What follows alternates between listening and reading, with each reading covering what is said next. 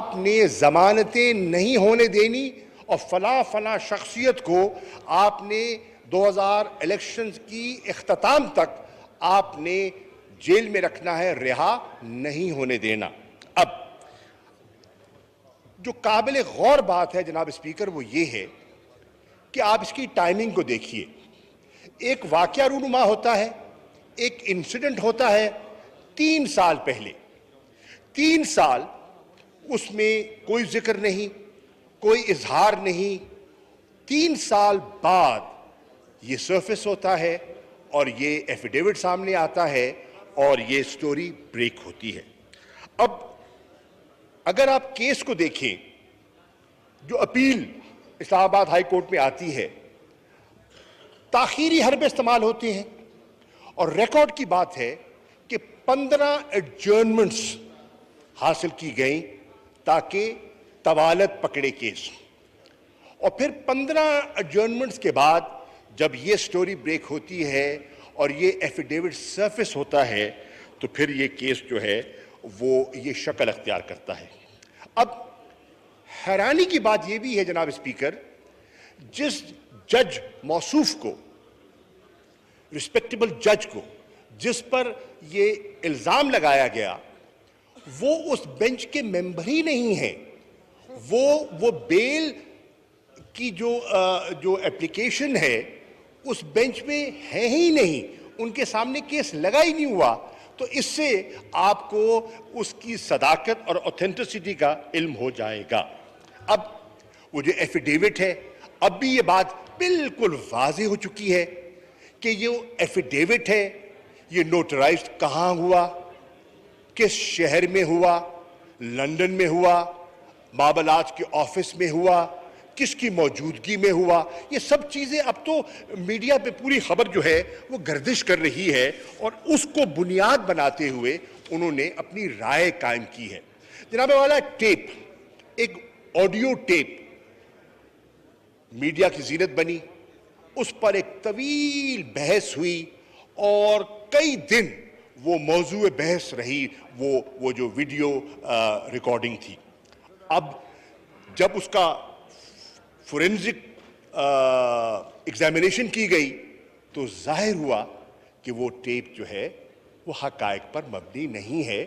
وہ مختلف ٹکڑوں کو جوڑ کر وہ ایک مرتب کی گئی ہے, یعنی کہ that was fake, it was doctored, it was concocted. جناب والا اب لگتا یہ ہے, میں یہ بصد احترام کہہ رہا ہوں, کسی کی دل آزاری نہیں کرنا چاہتا, ہم سب کو اپنے ماضی سے سیکھنے کی ضرورت ہے. ہمارا ماضی کیا کہتا ہے کہ جب بھی ہم نے عدالتی معاملات میں مداخلت کی ہے, ایک طرف ہم دعوے دار ہیں, ہم سب دعوے دار ہیں آزاد عدلیہ کے. ہم سمجھتے ہیں کہ اگر ملک میں عدلیہ آزاد نہیں ہوگی تو جمہوریت کا تحفظ بھی نہیں ہو سکتا, اور وہ درست سمجھتے ہیں. عدلیہ کی آزادی ہم سب کے لیے مفید ہے اور ان اداروں کے لیے لازم ہے, لیکن ہم کہتے کیا ہے, ہم کرتے کیا ہے, ہمارے قول اور فعل میں تضاد کیوں ہے, یہ لمحہ فکریہ ہے. جہاں پہ ہمارا تاریخ اس بات کی بتاتی ہے کہ جب ماضی میں سپریم کورٹ پر حملہ کیا گیا وہ سود مند ثابت نہیں ہوا. ماضی یہ بتاتا ہے کہ جب جسٹس قیوم کو ٹیلی فون کیے گئے اور من پسند فیصلے حاصل کرنے کی کوشش کی گئی, سود مند ثابت نہیں ہوا.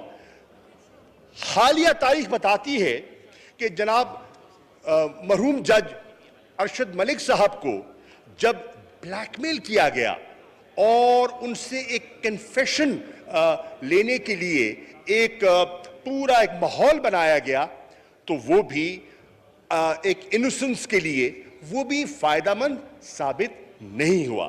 جناب والا, اور اب رانا شمیم صاحب کا جو ایفیڈیوٹ ہے, یہ میں اس پہ زیادہ بات نہیں کر سکتا کیونکہ ابھی بھی معاملہ سب جوڈس ہے. میں اتنا کہنا چاہوں گا کہ یہ بظاہر لگتا ہے it is another attempt to influence the proceedings of the court and to seek decisions in a particular direction.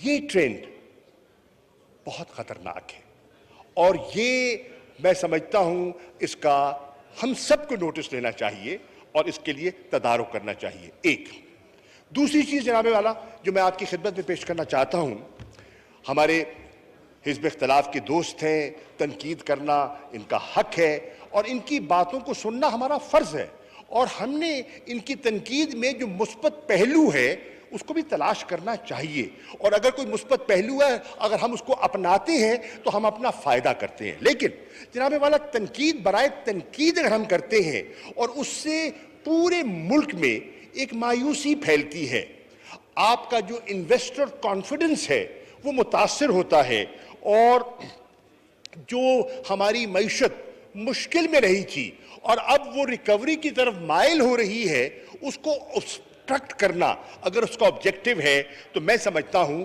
یہ ملک کے مفاد میں نہیں ہے. حکومتیں آتی جاتی رہتی ہیں اور معیشت کے جو اثرات ہوتے ہیں وہ دیر پا ہوا کرتے ہیں. جناب والا میں نہیں سمجھتا کہ آج قوم کے سامنے اس قسم کی گفتگو سے مایوسی پھیلائی جائے. مایوسی پھیلانے سے میں نہیں سمجھتا کہ ملک کا مفاد ہے. آپ کہہ سکتے ہیں, آپ تجویز دے سکتے ہیں, آپ بہتر حکمت عملی کی تجویز پیش کر سکتے ہیں, لیکن یہ کہہ دینا کہ جو خرابی ہے, جو مشکلات ہیں, یہ ایک نااہل اکنامک ٹیم کی وجہ ہے, یہ حقائق کے برعکس ہے. جناب والا میں اس لیے عرض کرنا چاہوں گا کہ میں بغیر کسی پہ تنقید کیے آئیے ایک تائرانہ نظر ڈالتے ہیں کہ اگست 2018 میں جب تحریک انصاف کی حکومت معرض وجود میں آتی ہے تو ہماری اکنامک سچویشن کیا تھی. Let's ask the economist of Pakistan کہ آپ کے جتنے میکرو اکنامک انڈیکیٹرز تھے, which side were they pointing? Were they pointing in the right direction or were they pointing in the wrong direction? آپ دیکھیں کہ 2 سال میں بہت مشکل فیصلے کیے, کڑوی گولی کھائی, پینفل ڈیسیژنز لیے گئے. کس لیے؟ To stabilize the economy, and people suffered. we took a lot of criticism, but economy الحمدللہ تیسرے سال میں اسٹیبلٹی کے بعد ریکوری کی طرف اب ریفلیکشن اس کا آنا شروع ہو گیا ہے. اور یہ میں نہیں کہہ رہا, اب یہ کون کہہ رہا ہے؟ ورلڈ بینک کہہ رہا ہے, میں نہیں کہہ رہا, یہ بلومبرگ کہہ رہا ہے, میں نہیں کہہ رہا, یہ اکانومسٹ کہہ رہا ہے. یہ وہ ادارے ہیں جو آپ کی اور میری بولی نہیں بولتے, وہ اپنا تجزیہ پیش کرتے ہیں, ان کے اپنے انالیسز ہوتے ہیں. اور وہ کیا کہہ رہا ہے؟ وہ کہہ رہا ہے کہ آج پاکستان کی جو جی ڈی پی گروتھ ہے, it is touching 5.37%. Now sir, Muslim League Nawaz کی جو حکومت کے ترہ امتیاز تھا, میری بات مکمل ہو جائے پھر ضرور کیجئے گا بات, جو ترہ امتیاز تھا ان کا تھا. اس کے بعد احسان اقبال صاحب بات کریں گے, پلیز آپ تشریف. میری بات مکمل ہونے دیں سر, آپ ضرور بات کیجئے. احسان اقبال صاحب کریں گے. جناب والا ان کا ترہ امتیاز تھا کہ ہم نے 5% گروتھ حاصل کی ان حالات میں جن کنڈیشنز میں انہوں نے کی, اور جن کنڈیشنز میں آج آپ کی حکومت نے کیا ہے. کووڈ کنڈیشن میں پوری دنیا کی معیشت کانٹریکٹ کر رہی ہے, پوری دنیا کی معیشت کو کووڈ کنڈیشنز کی وجہ سے سیٹ بیک ہوا ہے, اور ان حالات میں آپ نے 5.37% گروتھ کی ہے. آپ کا جو ایگریکلچر سیکٹر ہے جو سٹیگنیٹ کر رہا تھا, جس پر جمود طاری تھا, جناب والا آج ورلڈ بینک کا سروے کہہ رہا ہے it has grown by 3.3%. Now sir, primarily we are an agrarian economy.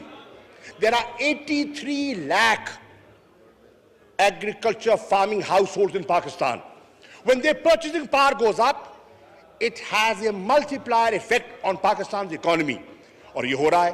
آپ دیکھیے لارج اسکیل مینوفیکچرنگ کو دیکھیے, the production is going up, اور اس کا امپیکٹ جو ہے آج آپ کو دکھائی دے رہا ہے ان گروتھ. اقتصادی شرح نمو 5.37% پر پہنچ گئی ہے۔ کووڈ کی مشکل صورتحال کے باوجود یہ صورتحال ایک بڑی کامیابی ہے۔ آزاد عدلیہ کے بغیر جمہوریت کا تحفظ ممکن نہیں ہے۔ آڈیو ٹیپ فورنزک آڈٹ کے بعد جعلی ثابت ہوئی۔ بیان حلفی کہاں بنا، کس نے بنوایا، سب سامنے آ چکا ہے۔ غیر ضروری التوا کا مقصد کیس کو لٹکانا تھا۔ جس جج پر الزام لگایا گیا وہ بینچ کا حصہ ہی نہیں تھے۔ 3 سال بعد رانا شمیم کا بیان حلفی سامنے آیا ہے اور آزاد عدلیہ کے بغیر جمہوریت کا تحفظ جو ہے وہ ممکن نہیں ہے۔ وزیر خارجہ شاہ محمود قریشی قومی اسمبلی میں اظہار خیال کر رہے ہیں۔